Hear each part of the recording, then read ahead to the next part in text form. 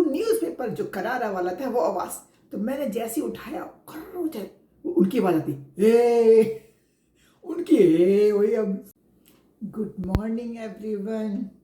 चाय चाय टाइम, दूसरी चाय है, सुबह के 10 बज रहे हैं। अदरक तुलसी की चाय बनाइए। सो कहना चाहिए हैप्पी मंडे। मैंने कहा आज कुछ गपशप की जाए चाय पर, और आज मुझे छोटी छोटी बातें ध्यान आ रही थी पापा की।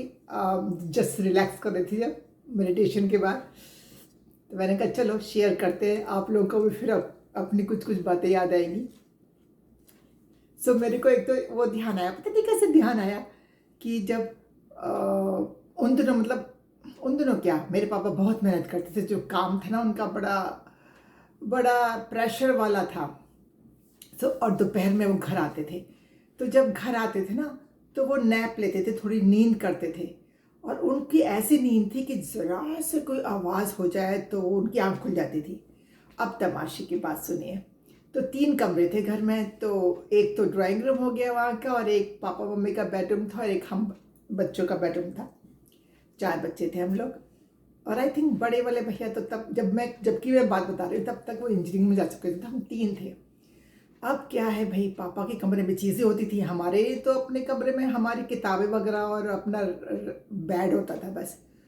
तो वो जो दिखाल थी जिसमें मतलब तैयार होने का सामान था, कुछ भी, मेरे को ये बस ये याद है कि अब मेरे को पिन चाहिए, कुछ चाहिए, तो अब उस कमरे में जाना है, तो दबे पाँव ऐसे धीरे धीरे धीरे जाते थे, और उसको उठाने की, हाँ वो दिखाल में ना न्यूज़पेपर लगाते थे ना, जैसे अभी कुछ लगाए हम, तो न्यूज़पेपर के ऊपर सामान रखा होता था, वो न्यूज़पेपर जो करारा वाला था वो आवाज़, तो मैंने जैसे ही उठाया उनकी आवाज़ आती, ए उनकी ए वही अब सुर से भागती थी मैं।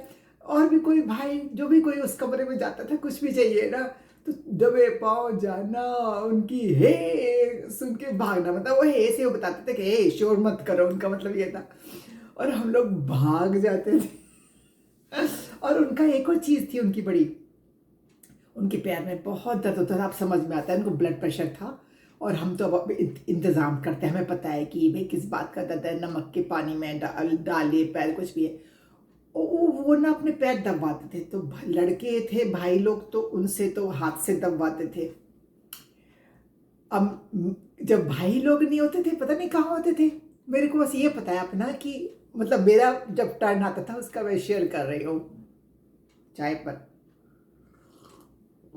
तो क्या वो मेरा टर्न आया, तो वो कहते थे खड़े होके दबाओ, तो अब दीवार को पकड़ के बैलेंस करके उनके पैरों पे हम चल रहे हैं, और धड़ से गिरते थे, फिर दोबारा चल रहे हैं, और न चली थोड़ी देर बाद तो मैं हाथ खड़े कर देती थी, भाई मेरे से रहता था। तो ये तो वैसा वाला पार्ट था, पर दूसरा उनका जो इंटरेस्टिंग पार्ट था, वो कहते थे बोहें पे दर्द उनका, अब तो पता है योगा में ये चीज़ है, पर वो बोहें करवाते थे, उनकी बोहें खींचो खींचो खींचो। और उससे फनी पार्ट क्या था, बाल, कहते थे बाल पुल करो, और उनके बाल ज़्यादातर उड़ चुके थे तब तक, है ना। जबकि ये बात है पता नहीं कब, हो सकता है 7th 8th क्लास में होंगी तब की बात होगी, क्योंकि बड़े होने पर तो याद नहीं आता मैंने क्या, ये सब ऐसी 7th 8th की बात याद आ रही है मेरे को।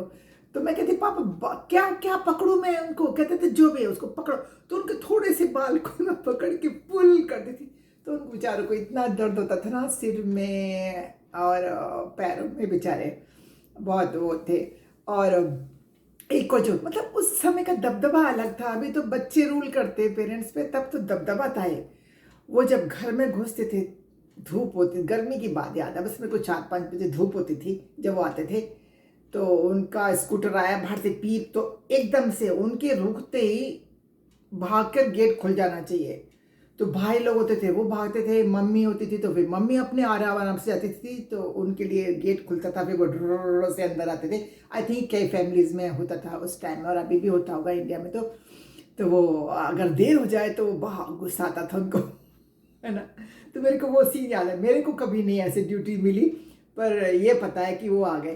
पर इसके बाद में तो एक अच्छा वाला पार्ट होता था, कि वो अपने स्कूटर में से वो बैग निकालते थे, ब्राउन कलर का बैग, और उसके अंदर कुछ ना कुछ गरम गरम फ्रेश स्नैक होता था, समोसे गरम गरम, या वो साँकी होती थी उस जगह में, लंबी लंबी, बड़ी टेस्टी साँक होती थी, वो हर जगह नहीं मिलती, वो आई मिस दैट, लंबी होती थी, टेढ़ी टेढ़ी, इतनी लंबी लंबी, उसको तोड़ तोड़ के खाते थे, तो बहुत मज़े का था। और उनकी एक अजीब अजीब तो नहीं, एक नेचर थी जिससे मेरे बड़े भैया ने बड़ा लेसन लिया था, और लाइफ में उन्होंने कहना चाहिए प्रॉमिस किया, प्रतिज्ञा की कि मैं नहीं करूँगा। वो क्या बात थी? पापा खाते खाते वक्त ज़रूर बच्चों को उठाते, हम सब बैठ गए, अब खाना खा रहे हैं और उनको नमक चाहिए। ये पहले से ला के क्यों नहीं रखती थी? बस ये मम्मी पहले से जैसे नमकदानी रख देती है, आई डोंट नो, उनको रहता हुआ कि ठीक है नमक जो भी है। बस ये पता है मेरे को कि भाइयों को उठना पड़ता था नमक के लिए, और मेरे बड़े भैया को बहुत बुरा लगता था, क्योंकि ना कहते, तो उन्होंने क्या किया लाइफ में अपने, जब बड़े हो गए वो, कुछ भी नमक कभी भी कम हो जाए वो मांगते नहीं थे, कम नमक का ही खाते थे। उनको इतनी इतनी इतनी प्रॉब्लम हुई उनको खाना कि बीच में से उठ के नमक लाने के लिए पापा को। तो ऐसी कुछ बातें थी। और एक लास्ट की इंटरेस्टिंग बात क्या थी, वो खाट आंगन में बिस्तर बिछाने का काम पापा का ही था, गर्मियों की बात है, तो वो सबकी खाटें बिछाते थे, और सफ़ेद सफ़ेद चादर सबकी कितनी अच्छी अच्छी होती थी वो, और फिर पेडस्टल फैन। अब हम सब बच्चों का ये कि किसकी खाट आगे बिछेगी, तो नहीं, चले एक खाट तो पापा मम्मी से किसी की होती होगी आगे, ज़रूर होती होगी। मम्मी को ठंड लगती थी, कुछ पैर का दर्द था, हमें अपना अपना याद है कि हमको ये आता था हमारी खाट, तो अपनी अपनी खिसका लेते थे ऐसे ऐसे।